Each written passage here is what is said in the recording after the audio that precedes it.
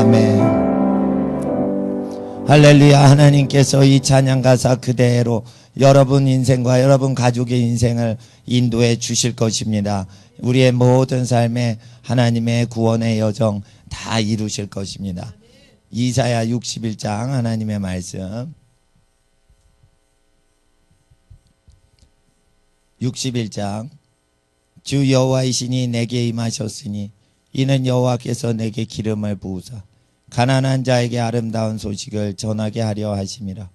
나를 보내사 마음이 상한 자를 고치며 포로된 자에게 자유를, 갇힌 자에게 노임을 전파하며 여호와의 은혜의 해와 우리 하나님 신원의 날을 전파하여 모든 자를 위로하되. 1, 2절을 다시 한번 읽어주세요. 시작.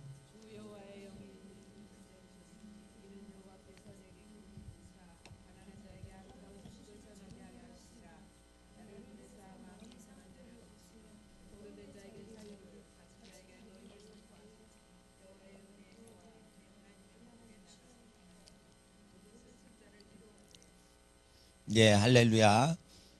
이사야 선지자를 통하신 하나님의 말씀입니다. 잠깐 광고 말씀드리면, 수요일과 금요일에 기도를 더 하라고 하시면 한 주나 2주 정도 성경 공부 방학할 수는 있습니다. 그러나 수요일날 금요일날 성경 공부를 하든지 아니면은 계속 기도하고 찬양만 하든지 상관없이 하나님 바라시는 마음으로 오시면 되겠고요. 예. 좀 더 구체적인 거는 주일날 광고를 드리겠습니다. 그래서 수요일날 금요일날은 그냥 기도하신다, 찬양하신다, 그러면 좋을 것 같고요. 그리고 찬양하시는 분이 참 찬양을 잘하십니다. 저희 교회 찬양 하나님 섬기시는 분들이 그래서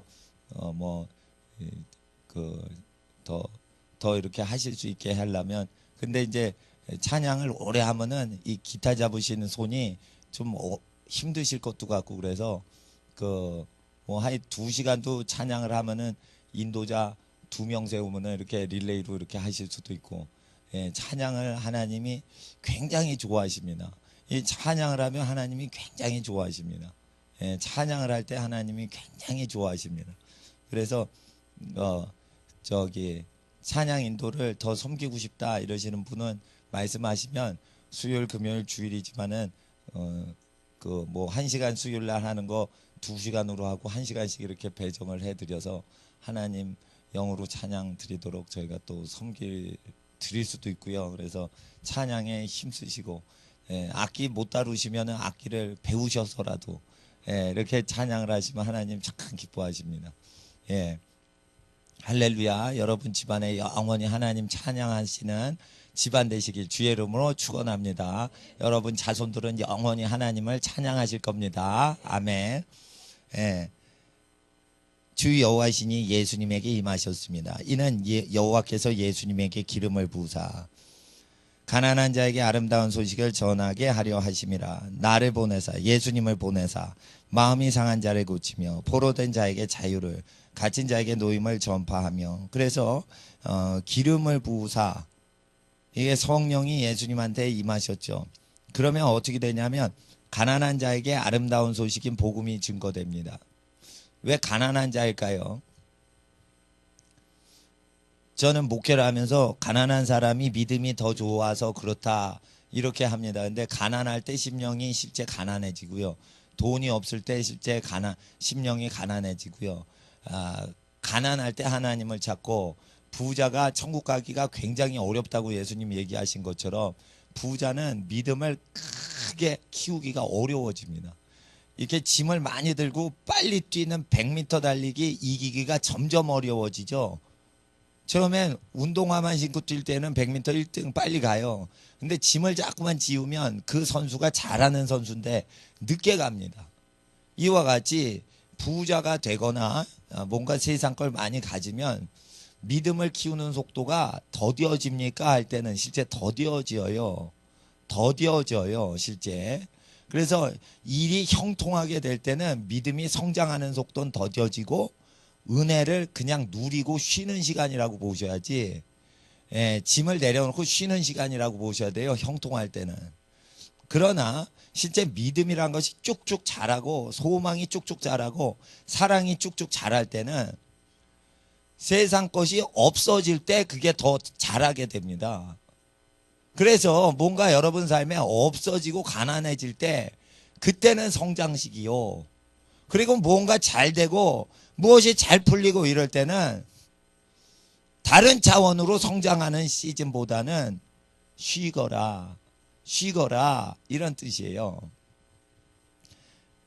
기름 부음이 임하시면 가난한 사람에게 복음을 전파합니다. 그것은 가난한 사람들이 하나님의 말씀을 잘 받기 때문이에요. 또한 이 전도자 입장으로 돌려서 해석을 하면 전도자 입장은 가난한 자에게 복음을 증거하면 헌금이 거치지도 않고 후원금이 안 거쳐요. 이건 뭐냐면 자기의 목숨을 다 바쳐 복음을 희생적으로 증거하는 전도자는 기름 부음을 통해 나타난다는 것이에요. 물론 예수님만 그러신 게 아니고 이게 예수님 말씀이지만 이게 예수님께 완전히 사랑으로 고백하고 하나 된 주님의 일꾼들도 이런 현상이 일어난다는 뜻이에요. 그러니까 가난한 사람이 복음을 잘 받는다는 것은 가난한 사람들이 그만큼 유리한 믿음의 고지를 점령할 수 있기 때문이요. 또 거꾸로 전도자 입장에서는 재정과 아무 상관없이 복음을 계속 증거하여 그 영혼들이 구원받기를 간절히 바라는 그런 것은 성령이 역사할 때만 일어나는 것이에요. 그리고 아름다운 복음이 이게 소식이 전파되죠. 그리고 보내사 마음이 상한 자를 고칩니다. 근데 누가복음 4장에 예수님이 회당에서 이렇게 얘기하실 때 요걸 언급하실 때 마음이 상한 자를 고치는 요 이사야 구절은 언급을 안 하세요. 근데 이제 언급을 하셨을 수도 있어요. 근데 기록상은 요게 빠져 있지만 마음이 상한 자는 누가 고쳐요? 기름 부음이 고치시는 거예요. 성령이 오시면 어디를 고치세요? 물질적으로 심령이 마음이 가난한 자에게 오셔서 마음이 상한 곳을 이렇게 만지세요. 성령이 임하시면 기름 부으시면 어디부터 만져요? 마음이 상한. 그래서 그걸 뭐냐면 속상하다라는 표현으로 하는 거예요. 속상했던 부분 자체를 하나님이 이렇게 만지신다는 거예요. 속이 상했던 부분, 그것은 뭐냐면 관계들을 치유하신다는 거예요. 상한 두부를 먹어서 속이 상했어요. 이게 아니고 속이 상한다는 건 관계들이 망가진 것이에요.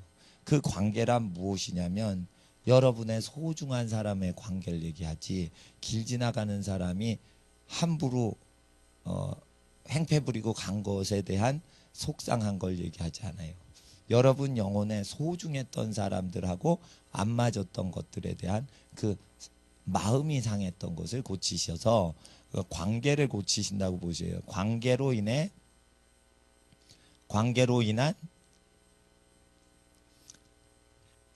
마음의 상처를 기름 부음이 오시면 치유를 하신다 이거예요. 그래서 마음이 상한 자를 고치시는 게 이 기름 부으심 받은 예수님의 일이라는 것이죠. 그래서 이 관계라는 것은 너무나 소중한 관계인데 이런 관계는 같은 가족이라도 안 맞는 걸 이제 원수지간을 국방부에서 왜군이 쳐들어온다 이럴 때의 원수 개념만 원수가 아니고 이건 관계로 인한 마음의 상처이기 때문에 외적을 얘기하는 것보다는 관계성에 많은 슬픔을 줬던 성경에서는 너희 가족 식구가 원수일 수 있다. 예수님이 이렇게 얘기도 하시기 때문에 너무나 여러분 모든 사람들에게 소중한 사람 중에 가장 소중한 평생 같이 있어야 될 사람들에 대한 그 슬픔 마음의 상처를 얘기하는 것이죠. 그런 걸 고치신다는 것이에요. 그리고 관계가 어그러지지 않아도 이런 게 있습니다. 돌아가신 아빠와 돌아가신 엄마에 대한 그리움과 모든 것이 있을 때 마음에 그 상한 자가 있어요. 예, 마음이 상한 자가 있어요. 그걸 위로하시고 고치는 것도 돼요. 단지 안 맞는 원수 관계가 아니라. 예. 그리고 포로된 자예요. 포로가 됐어요.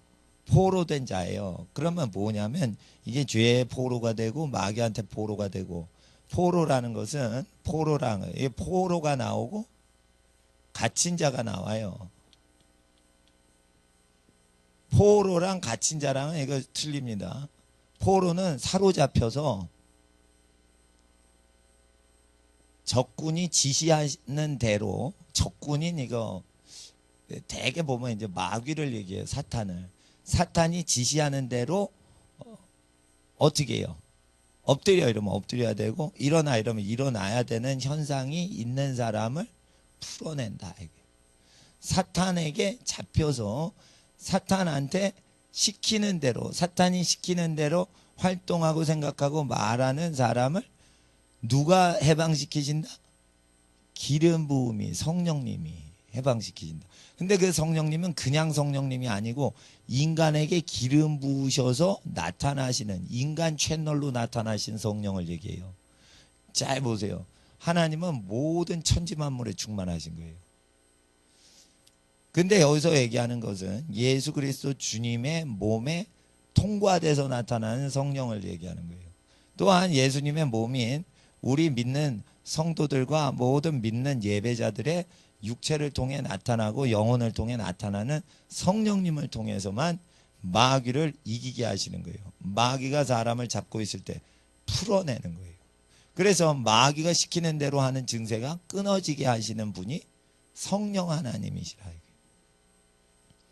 그러니까 포로된 자에게 자유를, 그래서 뭐예요? 이 영혼이 말하고 생각하고 행하고 싶은 대로 하고, 절대 사탄이 행하고 말하고 하고 싶은 대로 하지 않는 현상이 일어난다. 이게 포로라는 거예요. 포로라는 것은 갇힌 자랑 조금 구별을 하려고 제가 설명을 했습니다. 이 모든 것은 성령 하나님이 여러분 삶에 오시는데, 성령 하나님이 오십니다.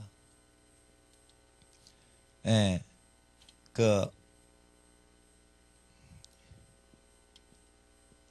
마귀가 이렇게 할 때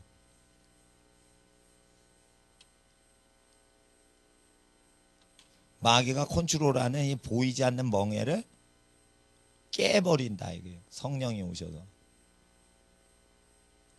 예. 그리고 성령이 오셔서 마음의 상처를 치유하신다 이거예요. 원수를 용서하게 하고 관계들을 회복하자. 관계를 회복해요. 관계 회복.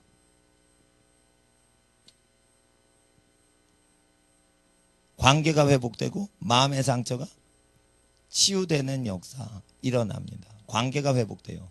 성령님이 역사하려면 관계가 회복되고 마음이 치유되고, 마음이 치유되면 몸이 치유되고, 몸이 치유되면 몸을 섬겨야 되는 경제 재정이 회복이 돼요. 그러니까 여러분 아셔야 돼요. 몸이 귀하냐 재물이 귀하냐 했을 때 몸이 더 귀한 거죠. 근데 몸보다 마음이 더 귀한 거예요. 예, 모든 생명이 마음에서 난다 이랬어요. 그러니까 마음이 낙담이 되면 몸이 약해지는 거예요.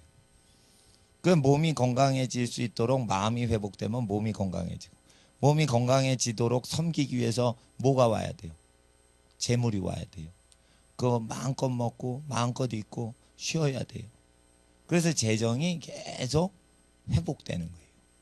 이런 것들이 성령을 통해 이루어집니다. 갇힌 자에게 성령이 임하십니다. 갇힌 자에게 노임을, 예.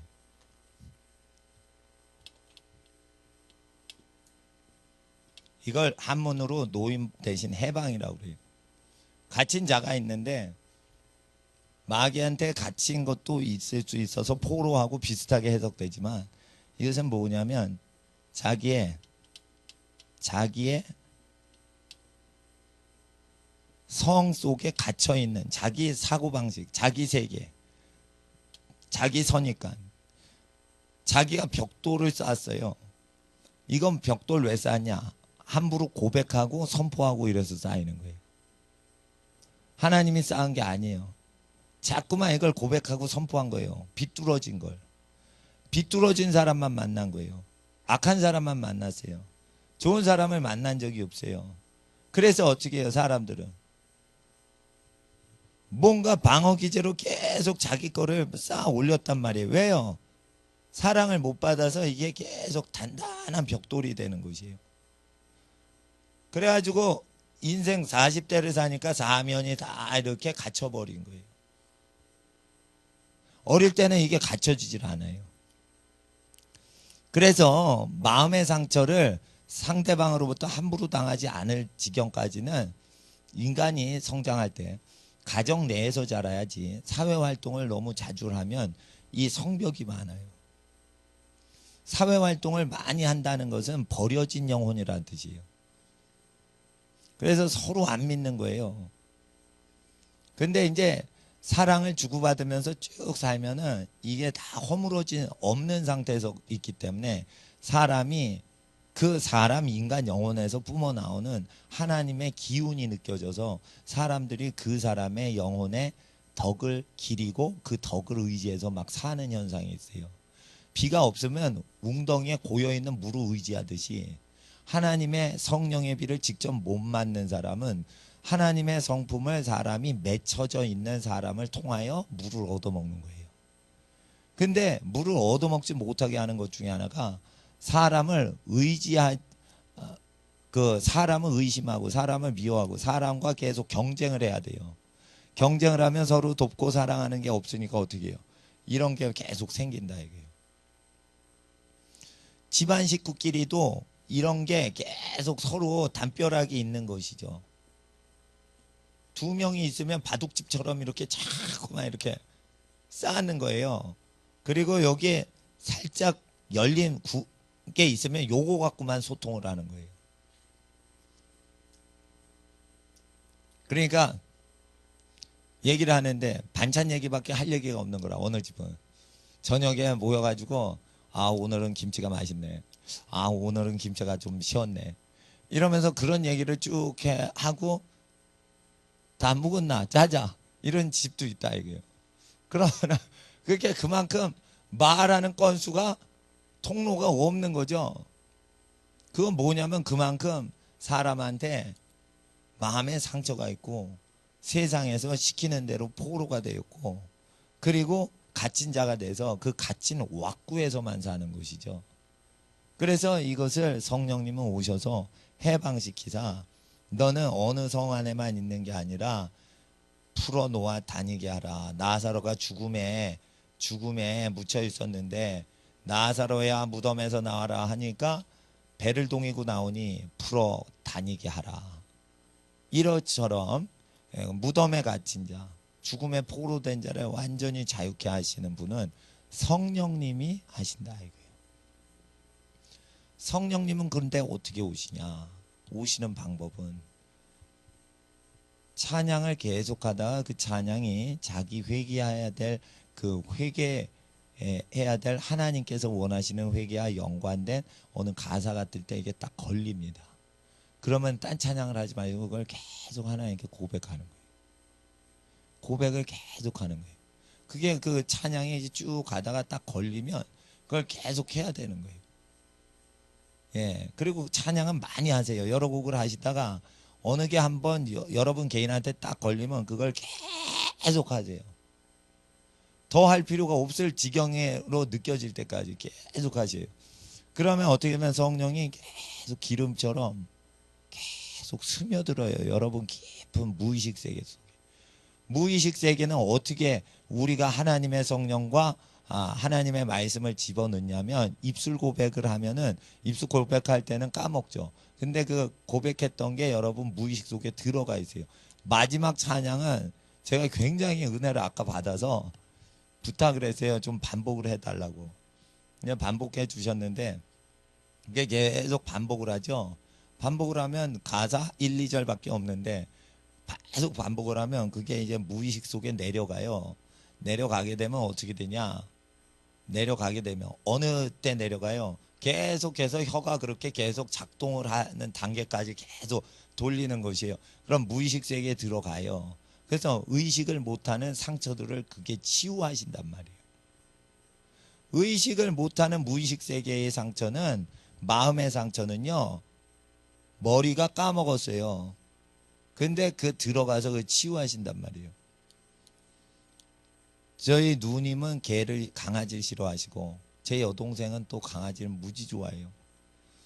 누님은 왜 강아지를 싫어하냐? 어릴 때 개한테 물릴 뻔한 위험이 있었다. 나도 강아지를 안 좋아한다 이거예요. 왜냐면 강아지는 나한테 으르렁대. 그리고 꼭 여동생한테는 꼬리를 쳐. 좋다고. 어릴 때 기억이 항상 그러니까 강아지는 여동생만 좋아하고 나는 싫어해. 예. 그러면은 우리 아버님이, 넌 남자니까 개를 이겨야 된다 이러면서 발길질 하는 걸 가르치셨어요. 그러니까 개하고 이제 완전히 원수 지는 거예요. 왼수인데 철천지 원수가 되는 거예요. 와, 너 초등학교 때인데 개를 사람이 이겨야 된다 이래가지고 집안에 개랑 같이 전쟁을 시키셨어. 그러니까 용감해야 된다 이래서. 내가 개 보고 저 쫄고 막 이러니까. 예. 근데 그 강아지도 아마 나한테 상처가 있을 거라. 강아지도 밥이나 주면 되는데 괜히 와가지고 발길질하고. 그러니까 강아지도 이제, 근데 그게 만약에 초등학교 때가 아니라 3살 때 이랬으면 까먹습니다. 까먹은데 개가 오면은 뭔가 무의식이 불편한 거예요. 이게 마음의 상처 속에, 마음 속에는 뭐 영이라고 할 수도 있는데 그 무의식 세계와 링크가 된 게 있어요. 마음과 무의식 세계인 영, 영은 알지 못하는 걸 말하고 마음은 아는 것을 말하나니 했는데, 영의 세계는 마음은 드러난 세계고 영의 세계는 감춰진 세계인데, 이 무의식 세계라고 심리의 용어로는 얘기해요. 그럴 때 이 무의식 세계인 영의 세계가 마음에 영향을 주고 있어요. 그럴 때 이 영의 세계는 어떻게 우리가 하나님의 말씀과 그 회복이 들어가게 하냐면 계속 찬양을 하는 거예요. 찬양을 하는 거예요. 이 세상에서 가장 아름다운 음악은 찬양이에요. 교회 역사에서 가장 아름다운 찬양을 만들어내고 그 기준에서 모든 음악이, 근대 음악과 현대 음악이 다 파생되는 기준점은 고전파 음악인 바흐하고 핸델이 작성을 했는데, 그것은 전부 교회 음악에서 나왔어요. 하나님을 노래할 때 모든 음악에 척추신경과 같은 것이 형성된 거예요. 그래서 어떤 음악도 그 바흐하고 핸델이 마련한 고전파 음악의 형태를 벗어나면 기괴한 음악으로 점점 변질돼요. 그래서 많이 들어도 질리지 않는 게 원래 형태인데 많이 들으면 괴로워요. 그래서 이렇게 갔다가 다시 와야 되는 거예요. 그래서 고전은 계속 몇백 년, 몇천 년이 지나도 계속 읽혀지잖아요. 그와 같이 음악도 고전파가 있다는 거예요. 몇천 년이 지나도 계속 들려줘도 질리지 않는 음악이 있는 거예요. 그 모든 것은 하나님으로부터 와요. 사람의 설교는 질릴 수 있지만 기록된 하나님의 예언의 말씀은, 신구약 말씀은 언제나 봐도 우리에게 새로운 것을 주셔요. 그것은 하나님께서 기록을 하도록 계시를 수천 년 전에 주셨던 말씀인데, 이걸 읽으면 그 영이 다시 우리에게 오시기 때문이에요. 그리고 시편 가사나 신앙 고백, 신약 성경에 있는 신앙 고백을 찬양으로 계속하면 그게 5분 10분 때는 성령을 안 느껴지지만 계속 부르면 그것을 기뻐하시는 성령이 사람에게 나타나시기 시작하기 때문에 충분히 찬양을 우러내야 되는 것이죠. 처음에 인삼을 다릴 때 인삼물이 안 생긴다 이럴 때 걱정 마시고 계속 뜨거운데 인삼을 계속 끓이세요. 그럼 인삼의 기운이 그 냄비나 탕에 계속 이렇게 퍼집니다. 이와 같이 계속 그 상태를 유지하는 거죠. 찬양을 계속 하시는 겁니다. 그럼 무의식 속에 이게 말씀이 들어가고 마음에 또 아는 것을 찬양을 하잖아요. 그러니까 마음에도 이게 들어갑니다. 마음과 무의식을 다 치유하는 게 찬양입니다. 찬양을 계속 하다가 근데 찬양이 뭔가 안 느껴진다 이러면 자기가 또 하나님이 부르시라고 주시는 찬양이 무언지 찬양을 자꾸만 발전시켜야 돼요. 예, 찬양을 발전시켜야 돼요. 저도 곡들을 발전시키고 있어요. 나는 처음에 피아노를 치지 못해서 다장조, 샤플렛 전혀 없는 것만 했어요. 그래서 이제 샤플렛이 전혀 없는 것이 목마른 사슴, 예수 사랑해요. 아주 단순한 찬양입니다. 이게 예, 반음 올라가고 내려가고 절대 안 됩니다. 이거 예, 흰 것만 나는 흰 것만만 좋아해요. 그러다가 플랫 하나 붙은 거, 샤프 하나 붙은 걸 지금 합니다. 참 발전이 됐죠. 네. 예. 근데 하여튼 그래서 이렇게 카피해서 내 파일에서 그걸 넣어놓습니다. 물론 여러분은 한 번도 들으신 적이 없지만 나는 혼자 좋다고 막 그걸 칩니다. 그럼 피아노 잘 치시는 분은 어린애 수준으로 내가 치기 때문에 그러지만 나는 이 영적 템포가 느려요. 그래서 무지 템포가 느린 것만 좋아해요. 그러니까 피아노를 너무 아름답고 빠르게 치는 능력이 필요하지 않아. 느리게 치면 돼. 계속 느리게. 나는 그 찬양에 나를 적시고 장아찌처럼 이렇게 담그기 위해서 하는 거지 나는 그것을 연주할 목적이 아니거든. 그 찬양 속에 내가 적셔지기를 원하거든. 근데 계속 몇 달이고 1년이고 그걸 치니까 뭔가 밋밋해.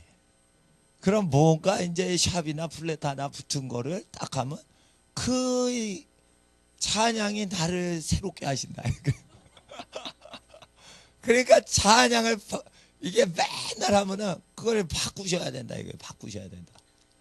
여기에 나오시는 실력가 분들만 바꾸시는 게 아니고 여러분들 바꾸시라 이거.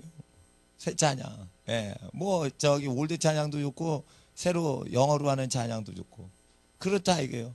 그럴 때 자꾸만 영과 마음을 새롭게 하는 성령님의 역사가 나타나는데 그 찬양 가사가 자기한테 맞아야 되고요. 찬양 가사뿐 아니라 그 멜로디가 있는데 이게 인간의 영이 하나님께 고백하는 이 노래 사운드가 있는데 그 코드에 맞는 게 내려오면 치유가 일어나요.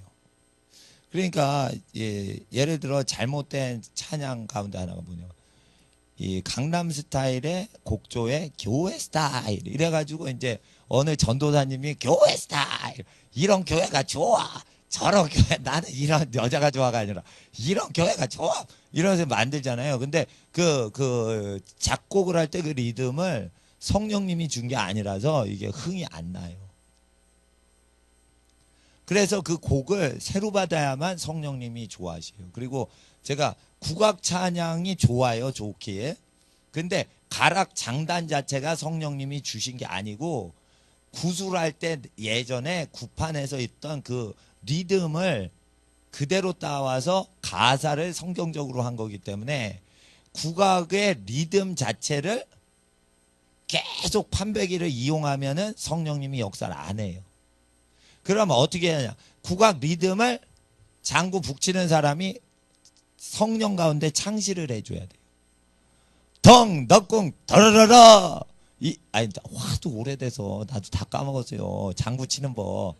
덩, 쿵, 덕, 궁, 덕. 뭐 이러면서 어제 다 까먹었어요. 아이, 창피해. 이거 뽀록이 나는 거예요. 그걸 막 연습, 예습 복습도 했어요. 나 옛날에. 북채, 장구채 잡고. 내가 그걸 왜 했나 몰라. 도무지 은혜가 안 되는 거예요. 도무지 은혜가. 근데 민속 연구를 해야 되니까 이걸 해보자 이래서 했는데. 근데 그 장구나 북채를 딱 갖고 또 꽹과리 갖고 성령 충만해서 그거를 하는 능력 자체를 받아서 할 수 있으면 괜찮은데 학습을 한 그 템포 그대로를 접목시킨다. 그러면은 그 남사당 패나 무슨 패나 국거리 패나 이걸 그대로 해가지고 하기 때문에 어노인팅이 안 와요. 헤비메탈 음악에다 가사를 붙인다고 은혜스럽냐? 아니에요. 헤비메탈 곡 자체가 불협화음으로 돼 있기 때문에 자연음이 아니에요. 자연음, 새소리, 바람소리, 파도소리, 시냇물 소리 이런 것은 자연 음계와 연관돼서 와요. 그래서 그걸 계속 들으면 평화가 임해요. 근데 이 헤비메탈 음악은 서로 음끼리 싸우는 음이에요. 서로 도와주질 않아요. 그래서 곡조를 그대로 취해서 가사를 바꾼다고 은혜가 안 돼요. 그래서 가사뿐 아니라 곡조 자체가 여러분의 리듬에 맞아야 돼요. 그래서 자기 찬양을 하셔야지 영성이 급히 자란다 이거예요. 자기 찬양이 있어야 돼요. 다른 사람이 찬양하면 그 찬양을 반주해주고 하지만 자기 찬양을 가장 사랑하는 찬양. 근데 그 찬양이 20개다. 20개로 정하지 마시고 그게 늘어난다는 거예요. 왜냐하면 신앙이 늘어나고 소망이 넓어지고 커지고 사랑이 커갈수록 이게 확장되듯이 찬송도 그렇게 되죠. 예, 그래서 자기의 영을 이렇게 치유하고 상한 감정을 치유하시는 겁니다. 성령님이 이렇게 찬양을 통해서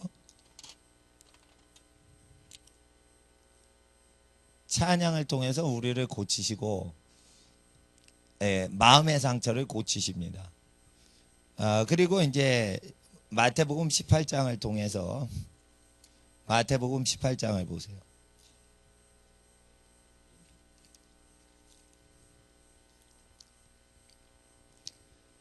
15절 내 형제가 죄를 범하거든 가서 너와 그 사람과만 상대하여 공고하라. 만일 들으면 내가 내 형제를 얻은 것이요 듣지 않거든 한두 사람 더 데리고 와서 두세 증인의 입으로 말마다 증참케 하라. 이렇게 해서 사람 앞에 고백하라고 돼 있죠. 죄는 사람 앞에 고백하라고 돼 있죠. 하나님께만 고백하는 게 아니고 사람한테 죄를 고백하는 게 있죠. 그래서 죄 고백과 회개예요. 이것을 통해서 마음에 묶인 것들이 풀려요. 예. 그래서 죄를 누구에게 그 당사자에게 가서 직접 그 1대1의 관계로 고백하든지 그래도 말을 안 들으면 한두 사람 증참하면 두세 명이 되죠. 두세 명한테 자기의 잘못을 고백하는 것이에요. 예. 그렇게 해서 회개 운동을 할 때 그 카톨릭에서는 성직자한테만 죄 고백해라 이렇게 돼 있는데 그런 게 아니고 그리고 고해성사라고 하죠. 근데 고해성사 그 미워하고 시기질투하고 이런 거는 고해성사 하지 않아도 그냥 소죄니까 없어지고 대죄, 살인, 강도, 성폭력 이런 거는 고해성사를 해야지 없어진다고 카톨릭 그 교리서에 카톨릭 성직자들이 낸 책에 그렇게 기록돼 있어요. 그렇지 않아요. 대죄, 소죄, 살인, 강도 뭐 이런 건 대죄고 소죄는 짜증내고 뭐 신경질 부리고 이런 거 소죄인데 그 큰 죄는 고해성사라고. 근데 옛날에 광주 항쟁 광주 사태 일어났을 때 사람들이 막 총 맞아 죽었잖아요. 그런데 어떻게 되냐면 총을 갖고 있던 민간인들도 서로 쏴 죽였어요. 그러니까 전쟁도 아닌데 총 쏴 죽이는 거 처음 봤잖아요. 그러니까 사람이 막 양심에 찔리잖아요. 그러니까 거기 데모하던 그 카톨릭 신부한테 가가지고 그걸 해가지고 이 천주교 쪽에서 막 전두환 씨 반대하는 운동이 일어난 거예요. 개신교에서는 이제 그런 죄 고백이나 이런 거 없이 그냥 예배당 와서 하나님 잘못했습니다 비밀리에 이렇게 기도하면 없어준다 이랬는데 예수님 복음서에 의하면은 사람한테 죄 고백하는 게 있어요. 근데 그거를 해버리면 교회에서 문제가 생겨서 하나님께는 효력이 있을지 모르는데 그 관계에 어려워질 수가 있어서 제가 그런 건 안 합니다. 대신에 자기가 자유케 되려면 죄 지은 것을 누구에게 고백하고 그를 통해서 기도를 받는 것이 마태복음 18장의 명령인데 여기서 성직자다라는 개념이 없어요. 예수님은 성직자를 구별을 기준을 어떻게 하시냐면 내가 분부한 모든 것을 가르치고 그대로 지켜 행하도록 하는 사람만 성직자고 어떤 교회 제도를 치리하는 것은 성직자로 쳐주질 않아요. 그러니까 여기 큰 재단을 만들어서 뭐 이렇게 하고 물을 막 성수 뿌리고 이런 식으로 하면 성직자다라고 해요. 예수님은 그걸 성직자라고 안 해요. 그래서 카톨릭에서 성직자를 세우지만은 그게 예수님 말씀하고 안 맞을 수가 있어요. 교황이 하나님과 인류 사이에 중보를 하는 걸로 돼 있기 때문에 마리아도 중보를 한다고 돼 있어요. 그러면은 이게 성령님이 내리질 않거든요. 성령님이 내리질 않으니까 사람이 중보자들을 자꾸만 만들어 놓는 거예요. 그리고 회당에 있는 자를 아버지라 파더라 부르지 말라 했는데 마태복음에 분명히 23장에 회당에 있는 사람 경문을 넓히고 옷수를 길게 하는 사람한테 그 성직자 옷을 얘기해요. 이렇게 가운. 아버지 파더라고 하지 말라 했는데 자꾸만 신부님 파더라고 해요, 안 해요? 하죠. 그게 잘못된 거예요. 자기 친아빠한테 파더 아니면 하늘에 계신 하나님께 파더라고 하는 거예요. 그런데 앞에서 설교하는 사람한테 파더라고 하면 안 되는데 파더라고 할 뿐더러 교인끼리 대부 대모를 마련해요. 진짜 엄마가 아니요. 근데 고모가 대모래. 엄마 대신 역할을 한대. 그래서 그 고모를 마더라고 해요. 그 잘못된 거예요, 그거. 자꾸만 이런 짓을 하고 그 아는 선배한테 아는 선배가 대부래. 대부 업체. 그런 대부가 아니라 아버지를 대신한다 이거예요. 그래서 father라고 합니다. 이게 잘못된 겁니다.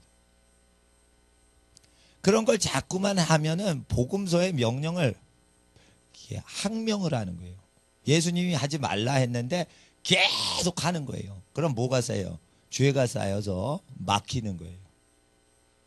그래서 이 기록된 말씀에는 법을 안 만들어야지 회개를 한 번 하면 이게 싹 열리고 이런 현상이 일어나는데 회개를 아무리 해도 이게 성령이 역사를 안 하고 마음이 회복이 안 되는 것은 제도가 너무 두껍게 하늘과 땅을 가로막아서 그래요.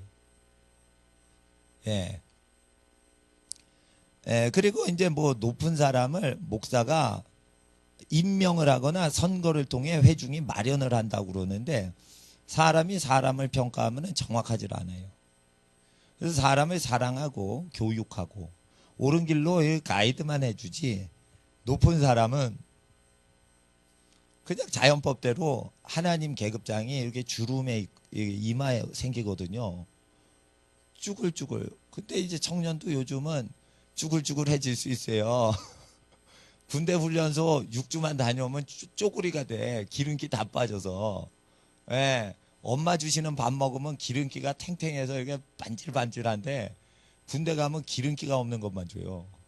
그럼 몸이 쪼그라들어. 쪼그라들고 20 몇 세인데 이렇게 주름살이 착 생겨요. 불쌍하지 참. 전쟁 시기도 아닌데. 근데 이제 그거 마치면은 짝대기 하나 있고 모자에 주름살 4개가 있으면 이제 제대를 시켜요. 3개짜리 제대 시킬 때도 있어. 하여튼 사람은 주름을 엄청 좋아해. 하여튼 뭐 짝대기가 올라가면 그걸 너무 좋아해. 너무 좋아해. 근데 이 주름이 어느새 어떤 사람은 별이 돼. 그러면 하늘처럼 우러러요. 군대에서 별 지나간다. 이러면 그날 일 다 한 거예요. 그냥 청소 다 하고. 옛날에 충주댐 건설했을 때 직접 들은 거예요. 충주에서 하시는 저 친지분한테. 충주댐을 건립해가지고 완공을 했을 때가 언제냐면 전두환 대통령 시절인데 대통령이 그 충주댐, 다목적댐 준공된다고 온다 가지고 충주 일대 그 공무원분들이 비상이 걸린 거예요. 그래서 어느 정도 그 했냐. 대통령이 오시는 아스팔트에 하이타일을 풀어서 하이타일 청소를 했어요. 도로를, 아스팔트 도로. 참, 난 태어나서 그렇게 하이타일을 아스팔트 도로에 뿌리고 청소하는데 너 지금 봐. 대통령이 그 시골에 처음 오신다는 거예요. 그 시골이 있은 직구로 대통령 처음 오나 봐. 그때 하이타일로 막 그 과공소 그 공무원들이겠죠. 막 했어. 그리고 딱 기다렸어요. 그랬더니 헬리콥터로 쫙 오는 거예요. 그리고 헬리콥터로 왔대. 그 얘기를 충주에 사시는 분이 얘기를 하더라고. 그 정도로 하늘처럼 섬긴다 이거예요. 근데 군대에서 별 뜨잖아요. 그러면 공무원이 대통령 섬기는 거 비슷하게 해요. 예, 그렇게 하는데 하나님께서는 하나님만 창조주이시요. 너희는 모든 하나님의 자녀다. 그래서 서로 사랑하게 하고 서로 자기 몸이 대우받고 싶은 대로 남을 대우해 주는 거예요. 그래서 하이타이로 도로 세척을 원하시는 분은 자기도 하이타이로 손님 올 때마다 마을 입구를 하이타이질을 해야 돼. 그게 이제 양심이 있는 사람이에요. 그래서 예수님은 그 임금님 옷으로 안 입고요. 가난한 동네로 오셨어요. 하나님의 뜻을 보이려고. 그리고 천국에 가서 왕 노릇하는 사람 누구인지를 보이시려고 이 세상 임금과 다르게 하셨어요. 그래서 이 세상 시스템에 의해서 상처받은 사람은 성령에 의해서 치유받도록 했는데, 성령이 내리시려면 반드시 죄 고백을 해야 되고 자기가 대우받고 싶은 대로 남을 대접하는 회개가 이루어져야 돼요. 그리고 찬양을 해야 돼요. 계속 그렇게 해야 돼요. 다음 주 수요일 금요일 날 제가 성경 공부할 수도 있고 전도사님이 인도하시고 또 기도하실 수도 있어요. 근데 일단은 성경을 하건 찬송 기도를 하건 간에 하나님은 여러분의 찬양 가운데 함께 하신다는 것입니다. 근데 이 관계 회복은 그래서 찬양하고 죄 고백을 할 때 성령님이 이렇게 오시는 겁니다. 이 죄 고백은 사상적인 죄, 이론적인 죄가 아니라 나의 요즘 일들에 대한 회개를 얘기합니다. 나의 요즘 삶에 일어났던 부족한 것이 깨달아지면 그것을 고백하고, 그리고 죄와 연관된 사람에게 가서 그걸 얘기하고 하나님 앞에 죄의 용서함을 하나님께뿐 아니라 이웃한테도 받아야 되는 겁니다. 그래서 이웃에게 가서 잘못한 거 있으면 죄송합니다 말을 해야 묶인 게 풀리는 것입니다. 그래서 죄 고백을 해야만 하늘에 무엇이든지 구하는 대로 응답받는 일이 다시 펼쳐진다. 마태복음 7장 11절 12절에 기록되어 있어요. 11절 12절 7장 11절 12절 읽어주세요.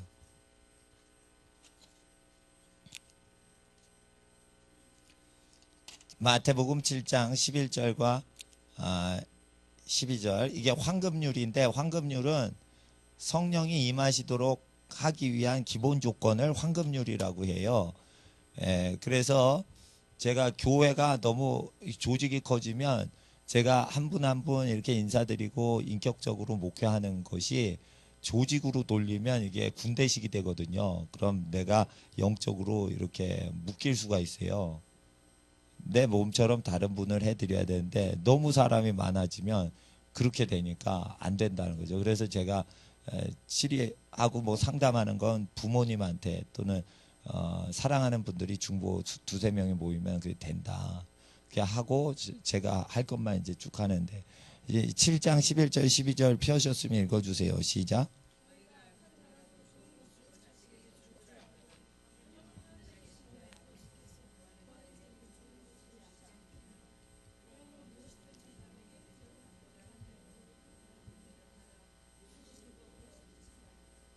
그럼 남에게 대접받고 싶은 데는 남을 대접해 주는 것은 왜 해야 되냐? 이러므로 그렇게 대우하라. 그러면 응답을 받기 위해, 하늘 아버지께서 응답하시도록 하기 위해서 반드시 대접을 그렇게 해줘야 된다는 것이에요. 그래서 기도 응답이 되는 사람, 안 되는 사람 특징은 인간관계가 잘못된 사람은 기도 응답이 안 된다는 거예요. 그래서 사람관계 잘 해놔야지 하늘이 열리고, 사람관계 잘못해 놓으면 하늘이 닫힌다는 거예요. 그러니까 사람관계의 절대 명령률이 황금률이에요. 황금보다 나는 이게 더 중요한 거라 황금률이라고 소문을 해놨는데, 초황금률, 황금을 초월한 률이다. 어떻게 이렇게 표현을 할 수 있어요? 기도 응답되는 거니까. 기도 응답하시는 하나님의 모든 것을 이루려면 이런 것을 기본적으로 이루어 주셔야 성령이 오신다 이거예요.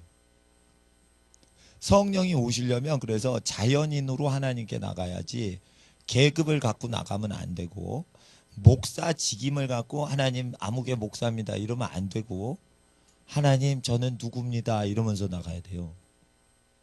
그래서 직분 자체가 통하질 않아요. 직분은 교회에서 준 거지 하늘나라에서 준 게 아니에요. 그렇기 때문에 자기 직분을 갖고 하나님께 나가면 안 돼요. 우린 하나님의 자녀이기 때문에 자녀 신분으로만 나가야 돼요. 그럴 때 성령님께서 내 자녀야 이러면서 자녀는 어떻게 해요? 해줄 거 다 해주죠. 근데 낯선 사람은 하늘나라의 공무원입니다. 예를 들어 보세요. 목사가 하늘나라의 공무원이라 생각을 해봐요. 아니 하늘나라 책을 가르치잖아요. 교육하잖아요. 하늘나라 교육공무원 아니에요. 그러잖아요. 하늘나라 책 이거 성경 하늘나라 책인데 이거 교육하는 하늘나라 교육공무원 아니요. 그러면은 교육공무원이 목사 공무원입니다. 이렇게 하면 종으로 취급하니까 너 일이나 잘해. 일 처리 위주로 얘기를 하신단 말이에요. 일꾼이니까. 근데 일과 연관돼서 종과 상전은 관련만 맺어요. 그러나 우리는 일이 없더라도 하나님 아버지와 자녀의 관계니까 자녀로 나가야 돼요. 자녀로 나가면 하나님 앞에서 그 자녀된 신분을 통해 모든 것을 하나님은 여러분에게 다 맞춰주시고 얼루어 주시고 어루만져 주시고 다 좋은 걸 주신다는 것입니다. 성령이 마음의 상처를 치유하실 때는 찬양을 드리고 이게 죄고백 찬양이건 감사 찬양이건 그리고 할 때 근데 이렇게 마음의 상처를 고치시고 사람을 회복하는데 아까 끝판에 한 찬양은 참 좋은 찬양 같아요. 나는 태어나서 저 찬양 부른 것 중에 오늘 제일 은혜 받았네. 예. 근데 하나님 앞에서 이런 것을 할 때 마음의 상처를 하나님은 치유해 주신다는 것입니다. 그리고 성령이 오시면 포로가 돼서 잡혀 있어요. 시키는 대로 해요. 이게 뭐냐면은 삼손이 포로가 됐어요. 왜 포로가 됐어요? 하나님 하지 말란 짓을 했어요. 그래가지고 눈알이 뽑히고 연자맷돌을 돌리면서 삼손이라는 모든 것은 원수의 식량을 제공하는 일이 됐어요. 하나님께 쓰임받다가 사탄에게 잡힌 사람은 하나님 백성을 죽이는 사탄 세력에 영향 공급하는 존재가 되어버려요. 그래서 성령을 회방하면 안 되고 성령을 배신하면 안 되고 성령을 소멸하면 안 되는 거예요. 성령님은 감정이 있으시고 대우를 받으시는데 기분이 있으신 분이라. 그래서 성령님이 오셔서 포로된 자에게 자유를 주실 때 마귀에게 잡혀있는 모든 자들의 그것을 자유롭게 하는데 이 포로가 마귀에게 잡혀있는 포로도 되지만은 여러 가지예요. 돈에 의해 포로가 된 사람, 욕망에 의해 육정의 포로가 돼 있는 사람, 여러 가지 이 죄들이 사람을 묶어버린단 말이에요. 포로로 딱 잡아버린단 말이에요. 이런 걸 전부 언제 하시냐? 성령님이 내리실 때 이 포로가 자유케 되는 역사가 일어나는데 이 포로 자유케 되는 역사 어떻게 하냐?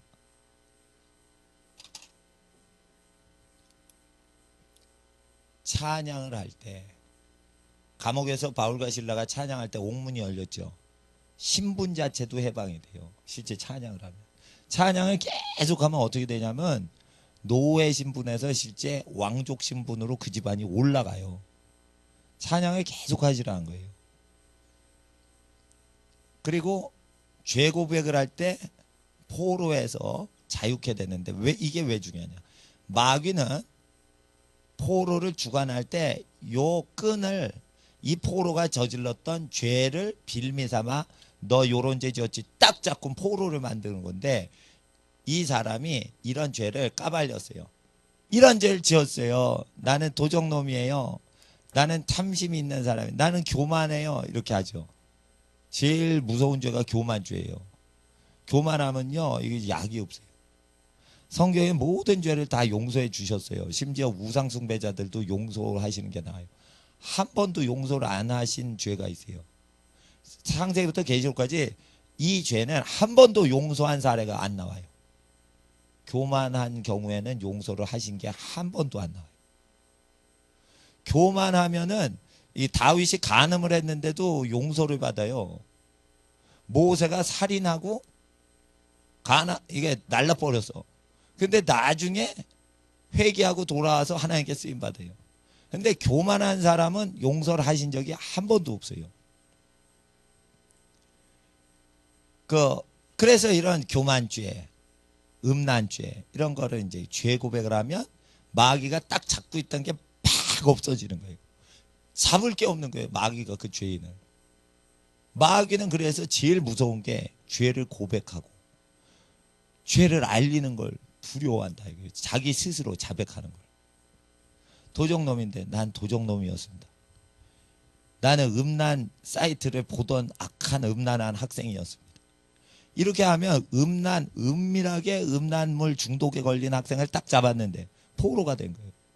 음란물 봐 이러면은 아이가 이러면서 음란물 클릭하고 들어가는 거예요. 이러면 안 되는데 주일학교 선생님이 이거 이러지 말라고 그랬는데 그러면서 자기 혼자 이렇게 들어가는 거예요. 네.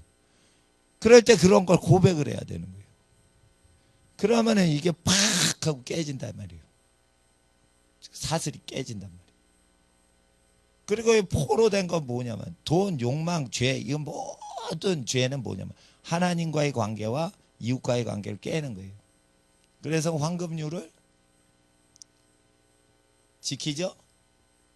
그러면 하늘에 악한 자라도 그러니까 땅에서 악한 자라도 좋은 걸 줄 줄 알아. 하늘에 계신 하나님께서 좋은 것으로 너에게 아니 주시겠느냐인데 누가복음에는 좋은 것이 아니고 성령으로 돼 있어요. 악인도 자식에게 좋은 걸 줄 알거든. 하물며 하나님께서 구하는 자에게 성령을 주시지 않겠느냐.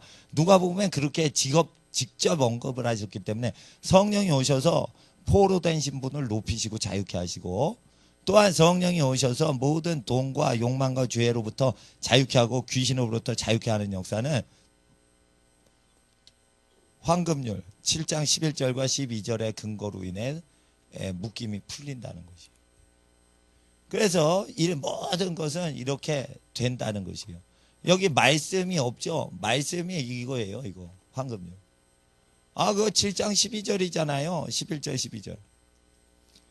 성경의 율법과 선지자의 모든 강령이 이거를 위해서 기록이 된 거기 때문에 이게 성경 전체를 얘기하는 거예요.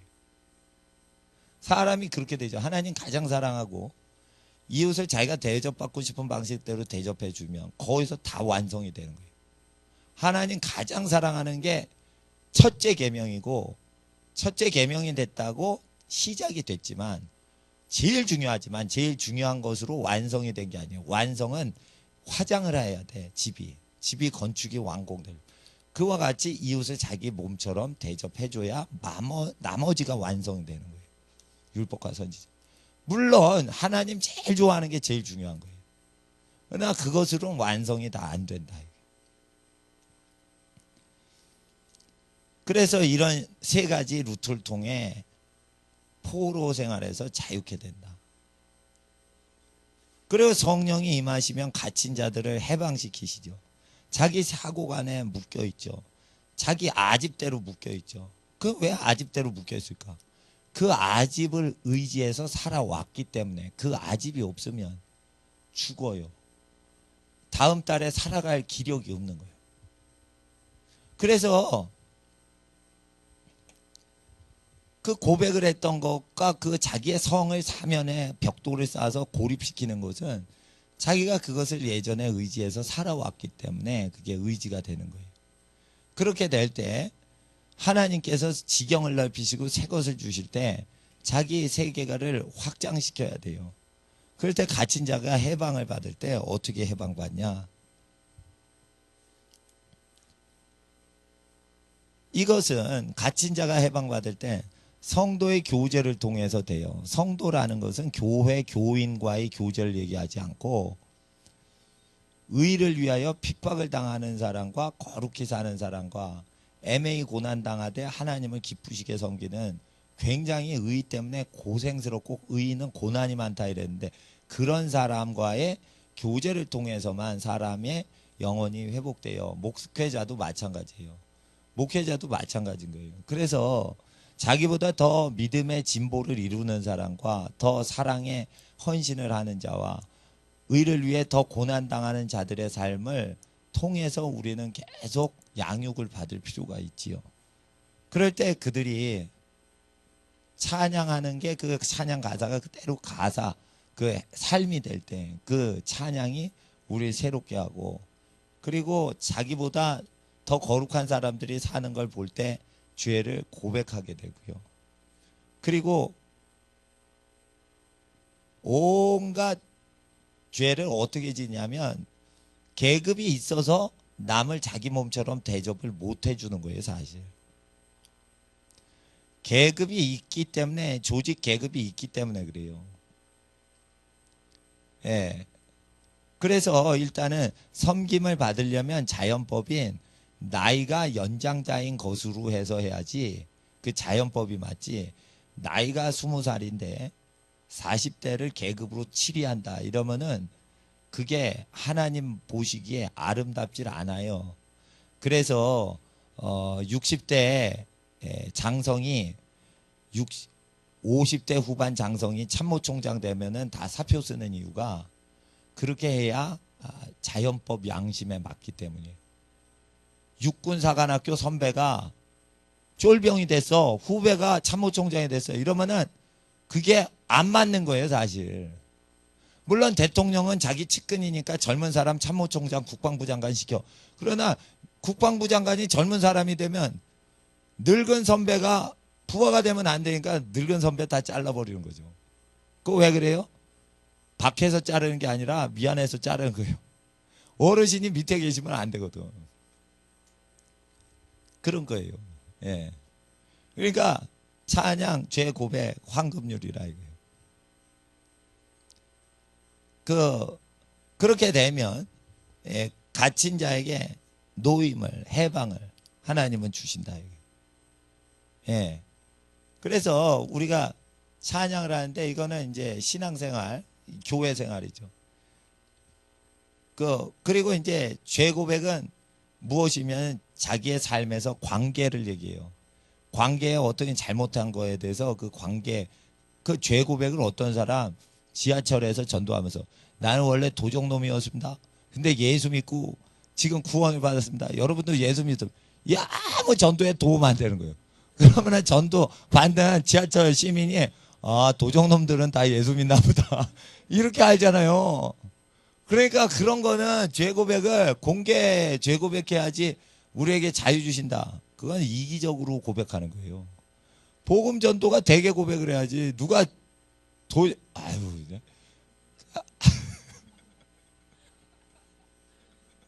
내가 전도사일 때 어느 전도사님 전철에서 전도를 하는데 같이 전도하다 창피해서 못 하겠는 거예요, 같이. 여러분, 사람은 다 음란합니다 이러면서 계속 마릴린 몬로 얘기를 하는 거예요. 나 옆에서 같이 못 하겠어. 여러분, 마릴린 몬로가 얼마나 음란했는지 모르겠지만 서울 시민이 마릴린 몬로를 얼마나 알고 있어. 근데 그 사람은 아는 레파토리가 마릴린 몬로밖에 없는 거예요. 그러니까 그런 식의 죄고백이 아니고, 어떤 특정한 사람 뭐 죄고백이 아니고, 자기가 만약에 무슨 회사 다닐 때 무슨 일을 했는데 그 사람한테 무언가 잘못한 게 있는데 그게 영향이 있는 것 같다, 그러면 죄고백을 하는 건데, 죄고백을 할 때 예수님이 이게 저기래세요. 낮아져야지 죄고백도 받으시는 거예요. 죄고백을 할 때 자기가 높아지려고 죄고백하는 경우가 있어요. 높아지려고 죄고백을 하는 게 있어요. 죄고백을 하면 성자처럼 취급을 받기 있기 때문에 죄 고백을 하려는 게 있어요. 그런 게 있으면은 이 치유가 안 일어나요. 상한 심령이 있어야 되는데 상한 심령이 없어. 뻔뻔한 심령이요. 그럼 상한 심령이 있어야 되는데 뻔뻔한 심령으로 죄 고백합니다. 저는요 옛날에 술고래였습니다. 술을 이기는 인간이 없었습니다.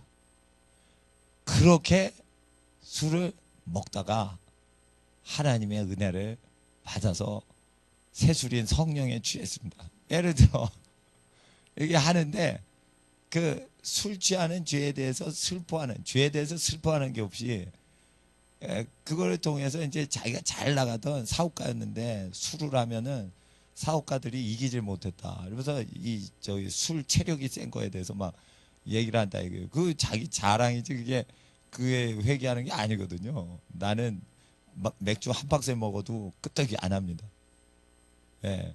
그런 게 이제 그 죄 고백이 난 건데 상한 심령이 없으면 시편 51편에 의하면 상한 심령을 받으신다 해서 죄로 인해 내 영혼이 상해진 마음이 있는지 그것을 할 때 죄 고백인데 그렇게 하면은 애통해요. 그렇게 하면은 심령이 가난하게 돼요. 그렇게 죄 고백을 안 하면 말짱 헛겁니다.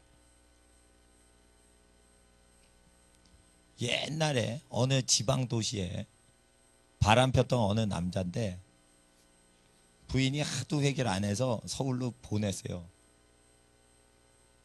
그래가지고 그 강남에 제가 오피스텔 하나 이용해서 교회 한번 운영한 적 있죠. 하도 돈이 없고 그래서 저기 거기 있다가 이제 도곡동 예배당으로 옮겼었어요. 거기 있을 때 지방에 있는 어느 도시에 어떤 유부남이 왔어. 근데 이 사람이 진짜 남봉꾼이요. 진짜 바람을 피는데 악한 사람이에요. 근데 나는 그 사람을 고치고자 죄 고백을 해라 이랬더니 죄 고백을 하는데 이 말을 할 수가 없을 정도로 나쁜 짓을 했어요. 그래가지고 그 바람 폈던 대상한테 지금 전화해라. 그 바람 폈던 대상자도 결혼한 사람이에요. 주로 유부남 유부녀끼리 죄를 지은 그런 경우예요. 전화를 걸게 해요. 갑자기 안 만나던 오래된 이상한 남자가 전화를 거니까 받는 거예요. 그 사람한테 죄 지은 것을 고백하고 다시는 그런 짓 우리가 하면 안 된다고 얘기하라고. 이래가지고 옛날 번호를 다 찾아가지고 다 회개를 시켰어요. 그렇게까지 철저히 회개를 시키고 그랬는데 자기 죄에 대해서 슬퍼하질 않아. 그 죄 고백 왜 하냐? 자기가 저주에서 이제 해방된다고 되면은 자기가 출세할 거거든. 이 남자는 뭐를 해도 안 되는 거예요. 계속 바람을 피는 거예요. 그 술 먹고 바람 피는 거는 약과인 죄입니다. 제정신으로 바람을 피는 거예요. 그러니까 이렇게 방탕한 사람이 죄 고백을 철저히 시키는 대로 하니까 내가 그 애기 아빠보다 나이가 많거든요. 그러니까 내가 시키는 대로 그 남자 애기 아빠가 죄 고백을 하는 거라. 그래가지고 지방 도시에 사는 그 악한 대상자들한테 전부 핸드폰에 있는 걸 탁 하고 그리고 다 전화를 하고 해결을 했으면 그 자리에서 삭제를 시켜요. 전화번호를 전부 핸드폰 삭제를 시켜. 다시는 커뮤니케이션이 불가능하게.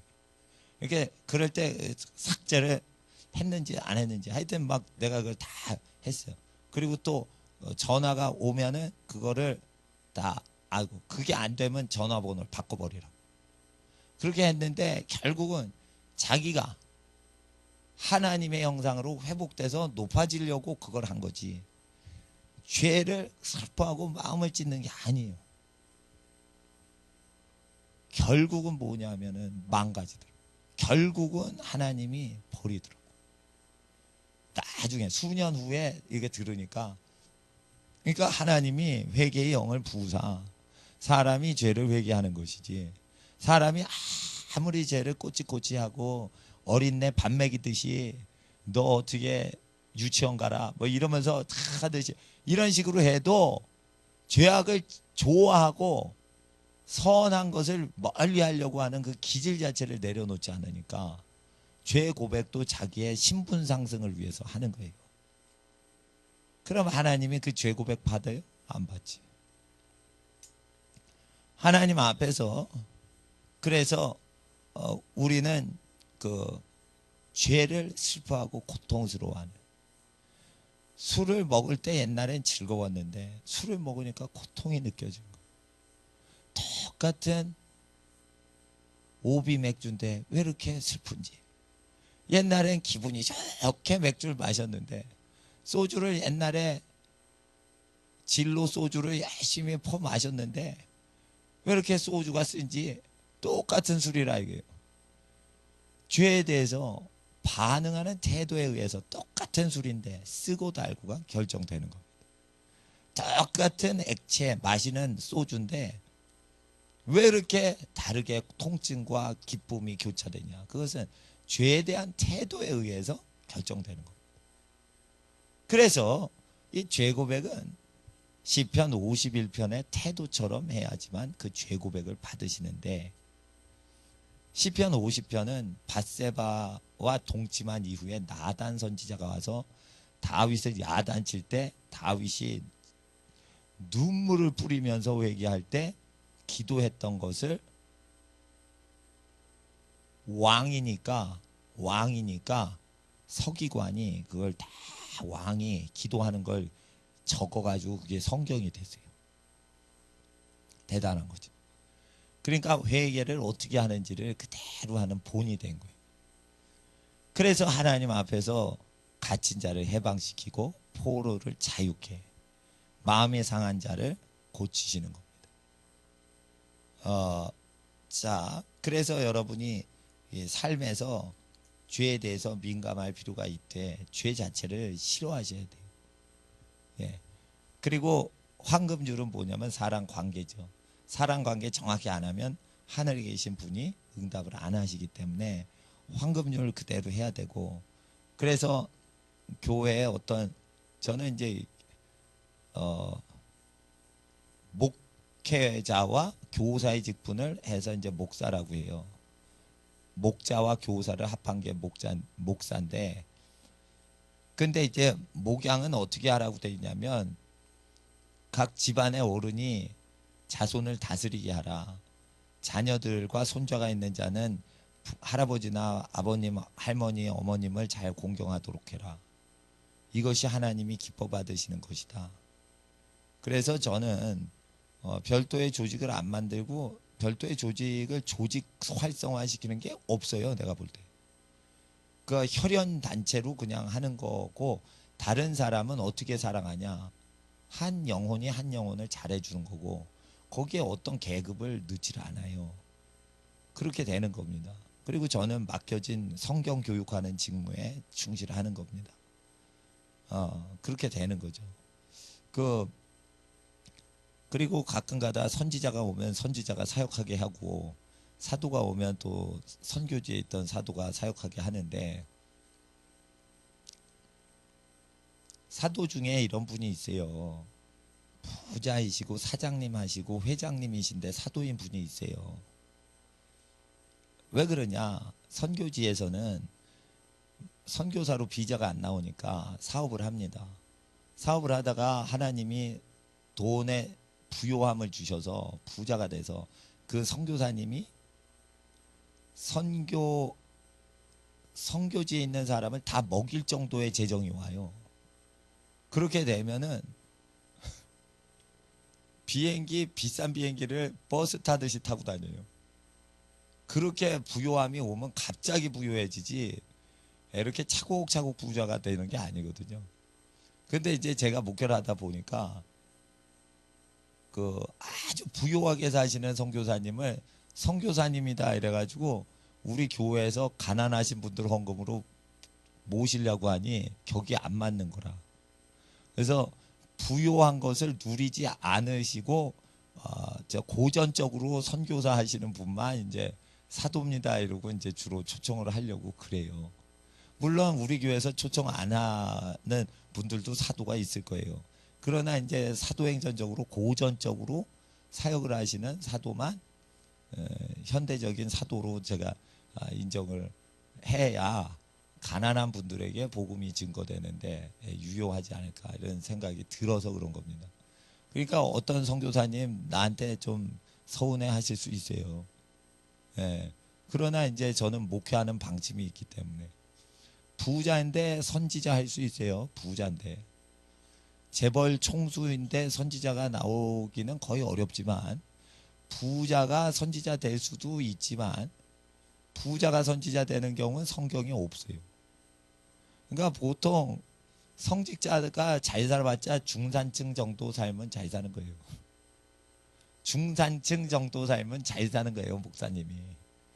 근데 이제 고소득층으로 높아지는 분이 인도자가 되면 가난한 분들에게 복음 전하는 게 방해가 돼요, 나중에.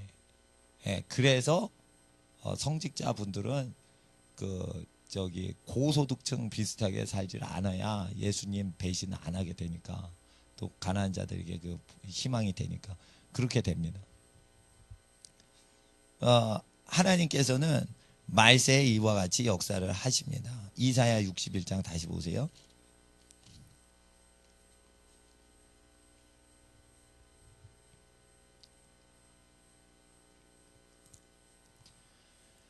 여호와의 2절을 보세요.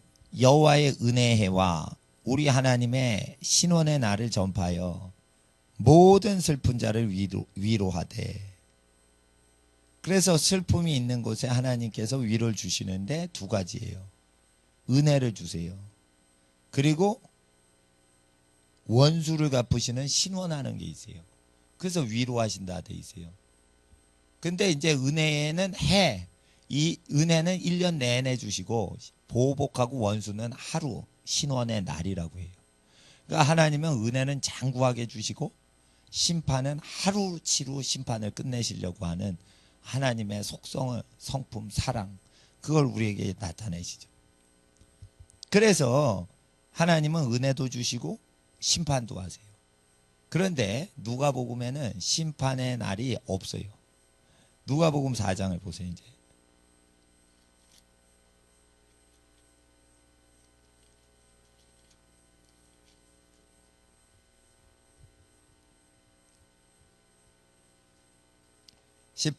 17절, 18절, 19절을 읽어주세요. 17절부터 20절까지 읽어주세요. 시작.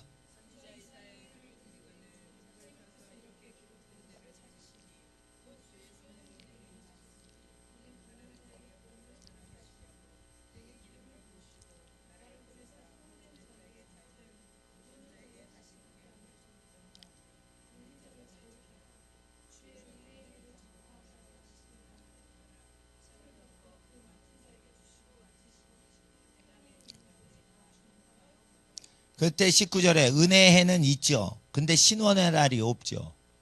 왜냐하면 예수님이 오신 것은 사람으로 구원을 얻게 하고 생명을 얻게 하기 위해서 오신 것이요. 내가 온 것은 세상을 심판하러 온 것이 아니라라고 요한복음에 선포하셨기 때문에 이사야 선지서를 읽을 때 신원의 날을 살짝 건너뛰으셨어요.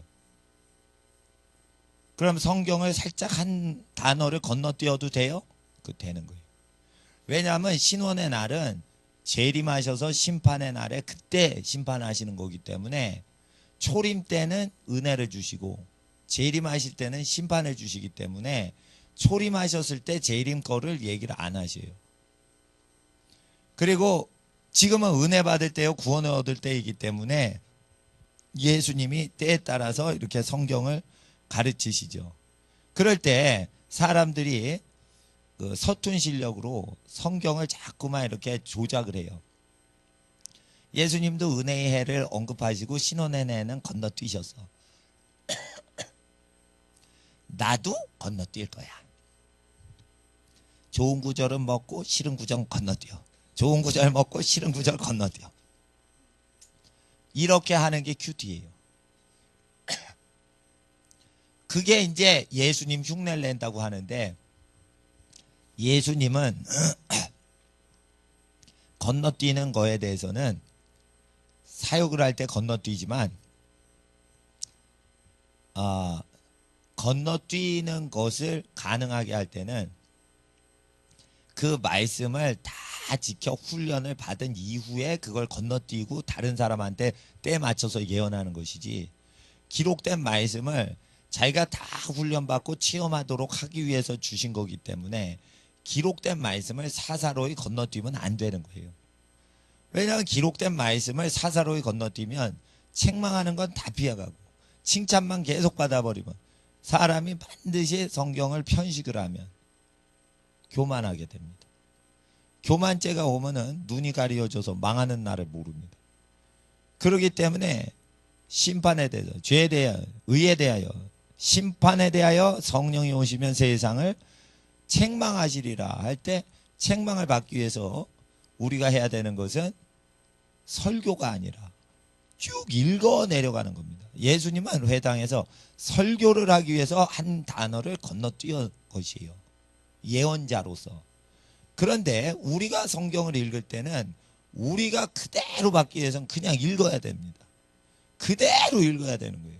마귀가 예수님을 유혹하는 구절도 그대로 읽어야 돼요.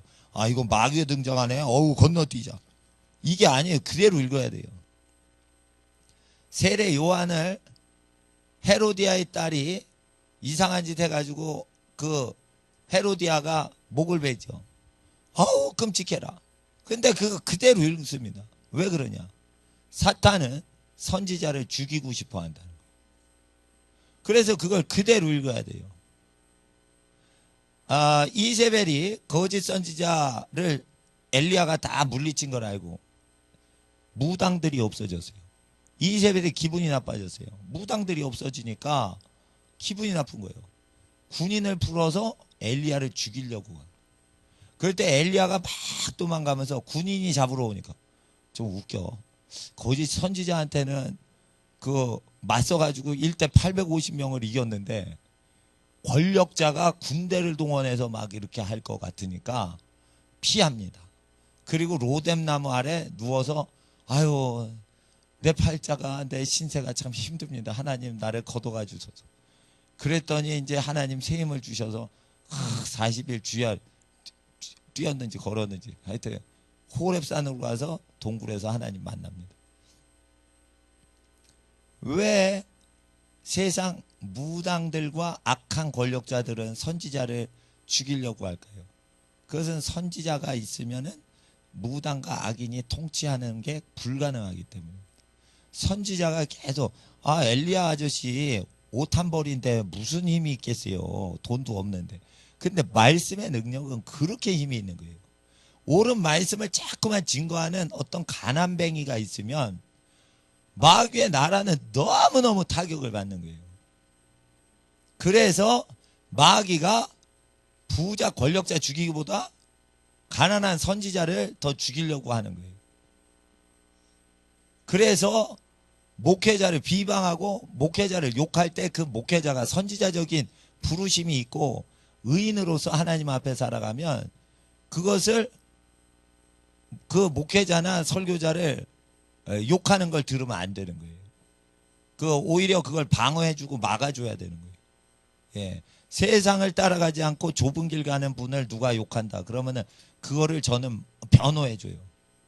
잘못된 것을 막아줘요. 물론 난 그 설교자하고 상관이 없어요. 상관이 없는 거예요. 관계도 없어. 전화번호도 몰라. 그분이 날 몰라. 그래도 나는 그걸 변호해줘요. 왜 그럴까요?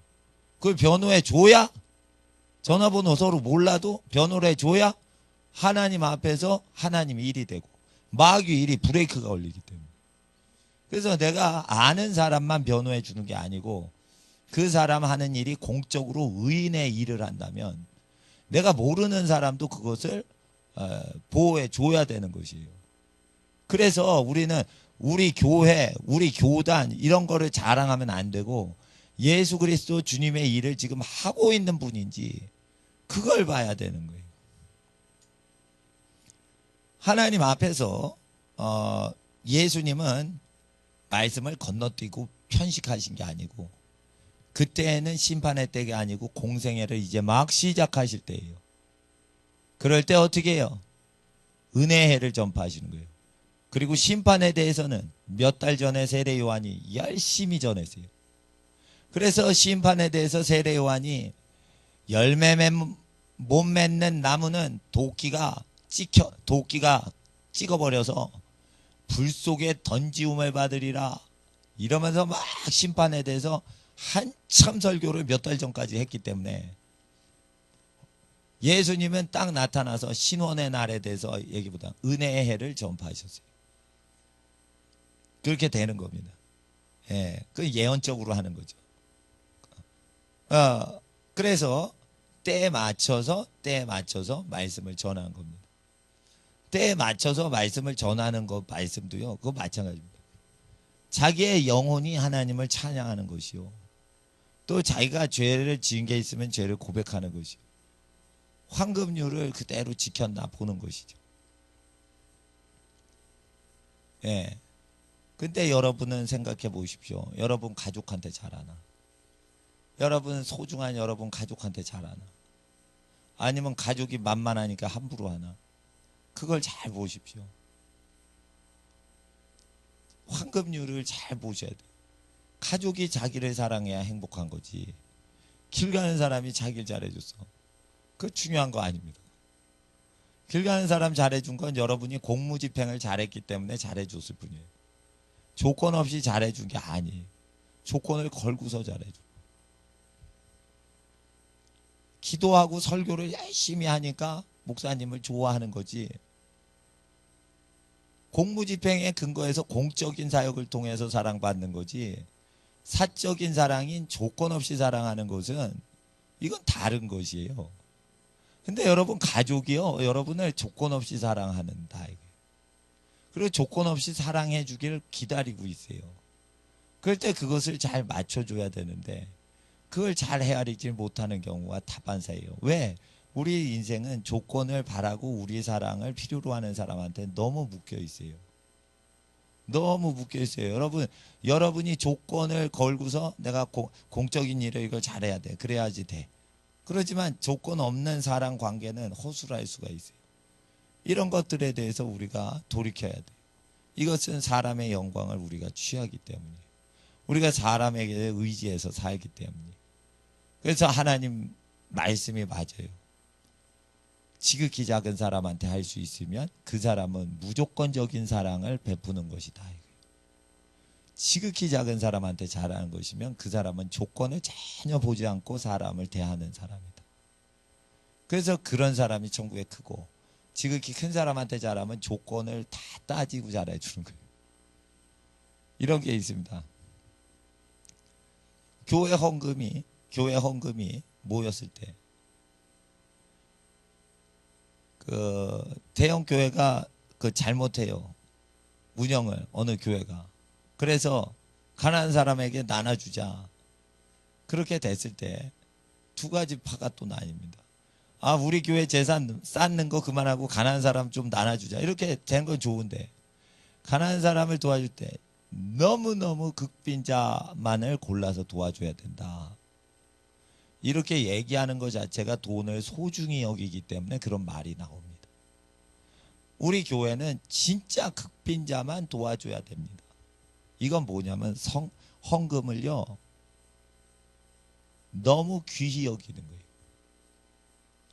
그냥 우리보다 더 가난하면 된 거지 너무너무 극빈자를 찾아야 된다는 거예요. 찾고 자니까 요즘 없어요. 그런 극빈자. 고아원 원장 목사님이 얘기를 하시는 건데 우리나라 고아들은 더 이상 굶는 고아가 없대요. 시설에 수용되면 더 이상 굶지 않게끔 국가 재산으로 먹여야 된대요. 물론 그 비용이 1,000얼마짜리 음식을 먹지만 무조건 30대 때 다 공급해서 굶는 고아 없다는 거예요. 고아들이 고아원에 있는데 120명인데 어느 회사에서 수박을 120통을 보낸 거예요. 그래서 여러분 수박 120통 넣는 창고가 없습니다. 왕수박 이거 120통 못 먹습니다. 이거 그냥 두면요 썩습니다. 이거 상합니다. 한여름에. 그러니까 원장 목사님이 명령을 한 거예요, 애들한테. 이거 상하기 전에 다 먹어! 애들이 수박을 먹다가 힘든 거예요, 힘든 거. 힘든 거요. 그러니까 그러고 밤새 화장실에 줄 서는 거예요. 애들이 그거를 얘기를 하시더라고. 그러니까 뭐야, 먹어서 막 고통스러운 일도 막 일어났다 이거요. 그거 어딘지 몰라도 어떻게 수박을 120통을 120명한테 보내? 1200명한테 120개 보내 모르겠네. 120명인데 1인당 먹어라 이러고 120개. 와. 그런데 트럭이 와서 이제 준 거예요. 근데 그럼 극빈해야지. 우린 도와주겠다. 그럼 아프리카에 있거든요. 아니면 우리가 못 가는 북한에 있어요.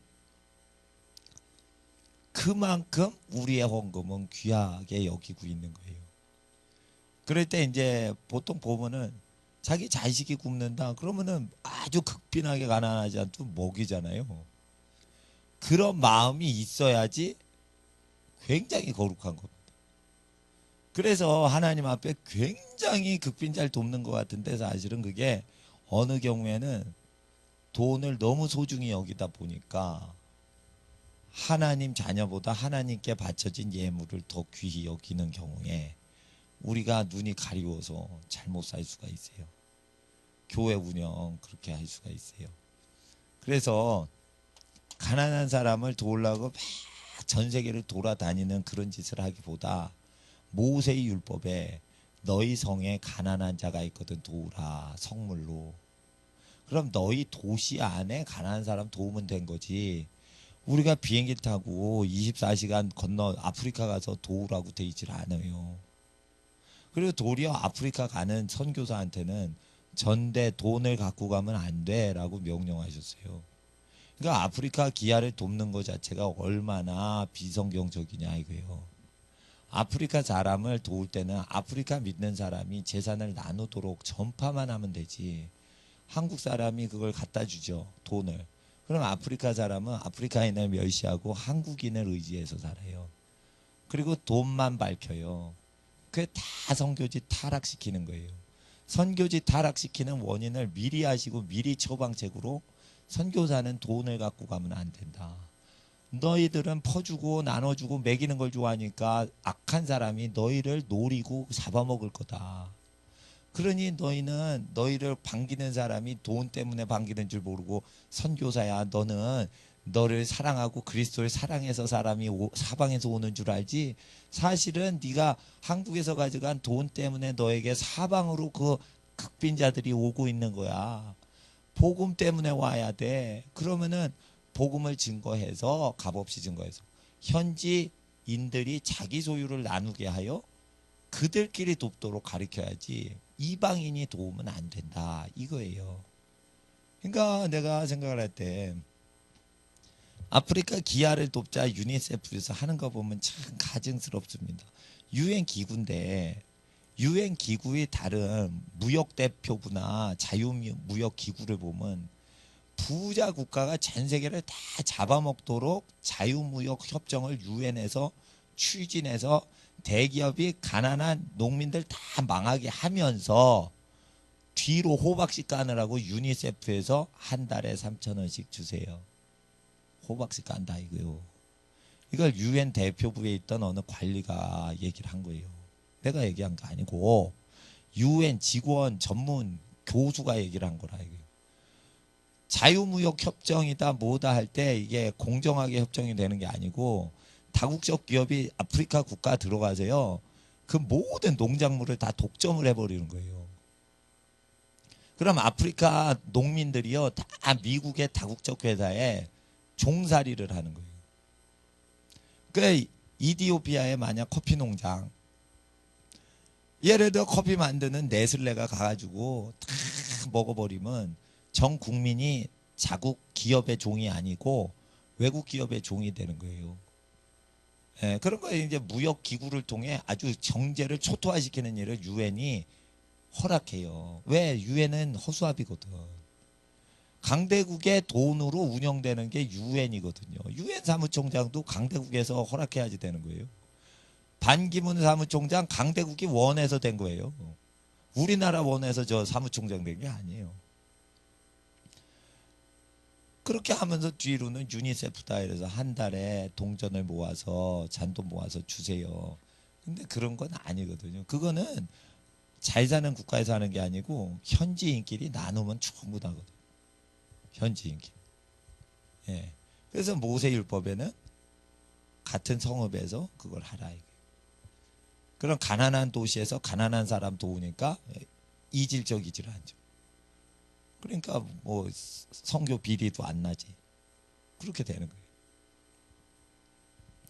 하나님 앞에서 모든 죄는 재정을 많이 모으려는 데 돼요. 재정을 많이 모을 때는 어떻게 되냐면 대제사장한테 다 모아라 이래요.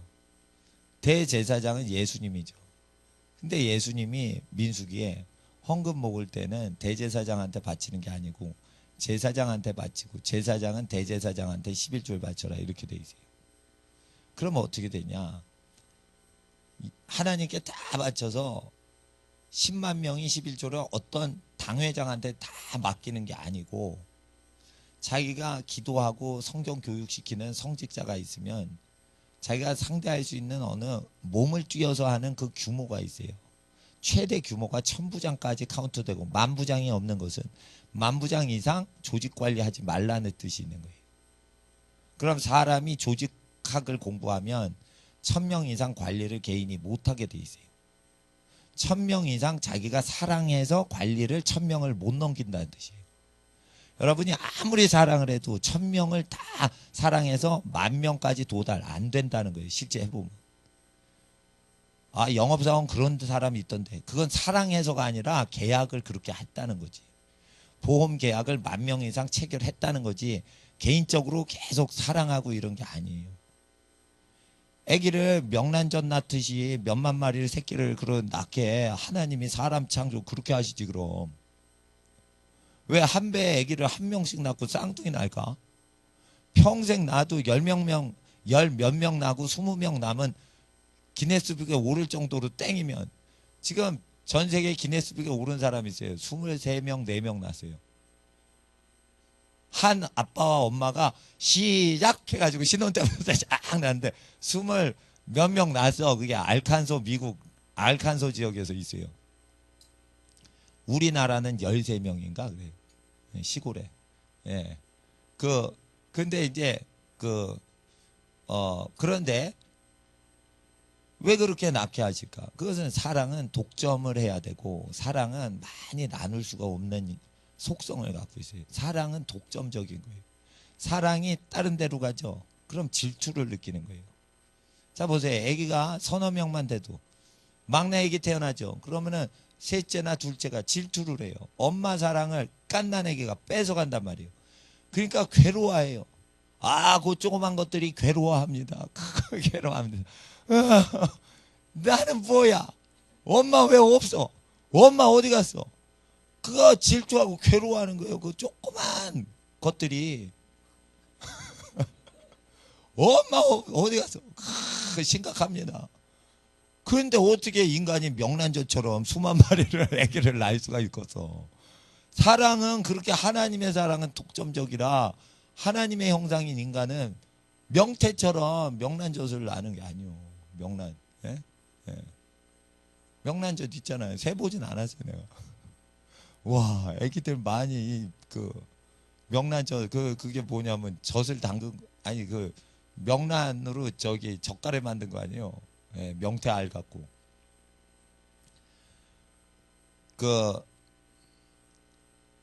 하나님은 지으신 창조의 모양을 통해서 하나님의 뜻을 이미 자연 만물에 분명히 보여 알게 하셔서 그렇게 하십니다. 그래서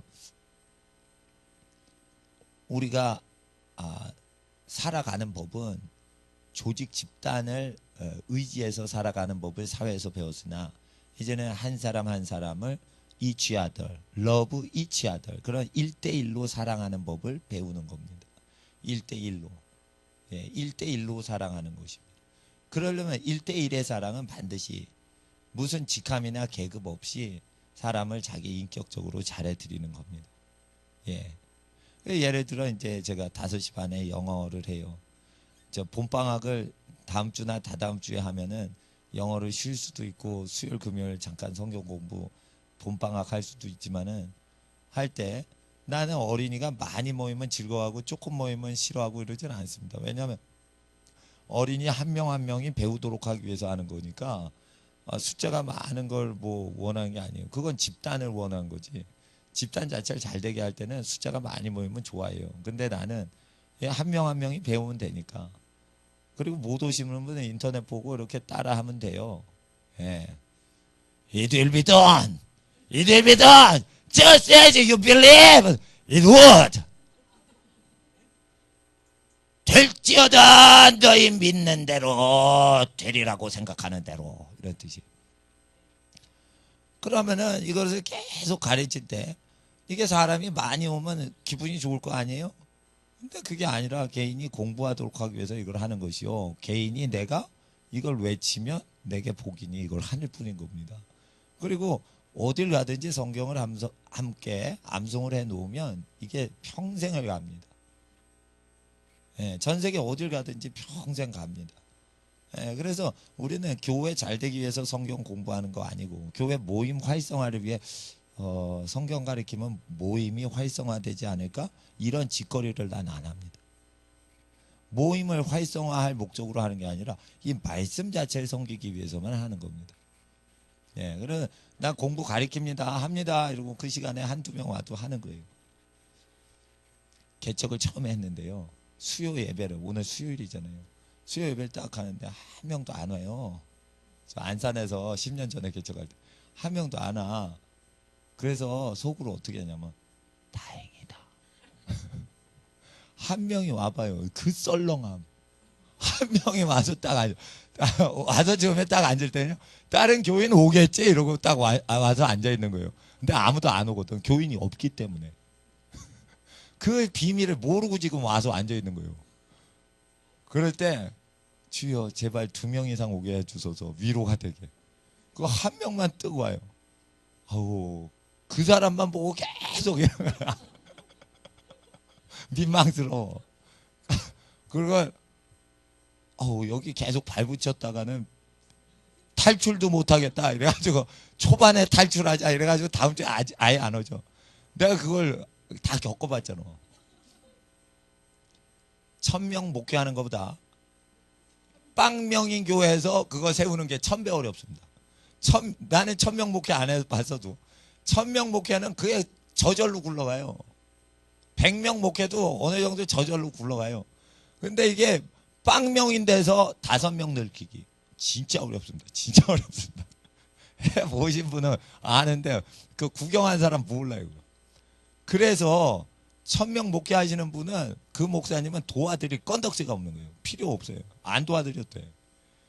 그리고 개척하신 분들이 힘드시기 때문에 그분들이 이제 힘을 얻으시면 이제 굉장히 기쁜 거죠. 근데 하나님 앞에서 그 중요한 것은 교회의 그 활성화가 아니라 한 영혼 한 영혼이 하나님 말씀 듣는 겁니다. 그럴 때 하나님께서는 동일하신 성령이 임하셔서 이렇게 갇힌 자를 해방시키고 포로된 자를 자유케 마음의 마음이 상한 자를 고치시는 일을 성령 하나님이 오셔서 하시고 우리가 하나님 앞에 날마다 기도할 때 주님의 뜻이 그대로 이루어지는 것입니다. 예, 이 시간에 하나님의 나라가 임하도록 오늘은 조금 일찍 끝내겠습니다. 야, 해가 서쪽에서 뜨거든요. 10시 전에 처음으로 해봤어요. 지금 10시가 아직 안 됐어. 근데 너무 오래 하면은 또 네, 그렇다고 목사님이 영빨이 딸리나 보다. 목사님이 오늘 기도 안 하고 왔나 보다. 그게 아니고 오늘 기도 어부지게 많이 했습니다. 기도 하루 종일 했습니다. 하루 종일 했습니다. 하루 종일. 그 새벽부터 지금 하루 종일 기도했습니다. 그 영빨이 딸려서가 아니고 성령님은 찬양하고 기도하고 그럴 때 우리에게 오신다는 거예요. 그리고 말씀 그대로 성령님은 예수님을 통해서 우리에게 오시는데, 우리가 예수님을 바랄 때 이 시간 무엇을 바랍니까? 마음이 상한 자를 고치시는 걸 바라시기 바랍니다. 그리고 우리가 어디에 묶여 있어요. 우리가 종살이 하고 있어요. 마귀에게 종살이 하지 않더라도 세상에 어려운 여러 가지에 갇혀 있고 포로가 되어 있어요. 우리의 사고방식에 포로가 되어 있고 갇혀 있어요. 세상의 욕망에 우리가 잡혀 있어요. 그런 것들을 성령님은 파쇄하시는데, 이 시간 주여 우리에게 오시옵소서. 주님 오시옵소서. 이 시간 제가 잠깐 기도드리겠습니다. 하늘에 계신 아버지요, 이 시간 우리의 주 예수님이 오시는 길은 바로 이사야서 61장처럼 오신다 하셨습니다. 우리에게 오셔서 가난한 자에게 복음을 증거하시고, 돈이 없어도 하나님의 모든 은혜를 누리게 하시는 하나님의 은혜가 이 시대에, 헌금을 드릴 돈이 없어도 가난한 자에게 오시는 하나님 오시옵시고, 하나님 돈과 상관없이 하나님 사랑하고 슬퍼하고 고통하는 세상에 신음하는 모든 영혼들에게 이 시간 성령으로 오시옵소서. 이 시간 성령으로 오시옵시고 묶인 자 자유케 하옵소서. 모든 악한 것에 묶인 자 자유케 하시고, 우리의 마음의 상처 고쳐주시옵시고, 우리의 모든 사방으로 우겨싼 상황에서 해방시켜 주시옵소서. 어려움이 있는 자 있습니까? 삶에 문제가 있는 사람이 있습니까? 그 자리에 우리가 눈을 감은 채 두 손을 높이 하나님께 들어봅시다. 주여, 나의 상황에서 나를 해방하소서. 아버지 하나님, 성령님 내게 오시옵소서. 성령님, 이사야서 61장의 하나님, 주여 예수의 이름으로 오시옵소서. 우리 이 시간 주여 주여 주여 부르니까 기도하겠습니다. 주여 주여 주여. 세벨라비오라비아라바이아라비오라 세벨라비오라비아라바이아라비오라 세벨라비아라바이아라비오라 세벨라비오라비아라바이아라비오라 세벨라비오라비아라바이아라비오라 아벨라비오라비아라바이아라비오라 아벨라비아라바이아라비오라